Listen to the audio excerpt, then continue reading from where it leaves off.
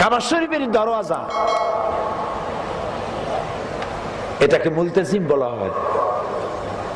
রাসূলুল্লাহ বলেছেন, এখানে দাঁড়িয়ে আমি এমন কোনো দোয়া করি নাই যা কবুল হয় নাই। সৌদি গভর্নমেন্ট এই দরজাটা তৈরি করেছেন 22 মণ সোনা দিয়া। 22 কেজি না, 22 মণ সোনা দিয়ে তৈরি করেছে। আল্লাহ আমাগো এত সোনা দিছে, আল্লাহর ঘরের দরজাটা সোনা দিয়ে বানাই দিয়ে। আমি প্রথম কাঠের দরজা দেখেছি এই বাংলাদেশ যখন স্বাধীন হয়।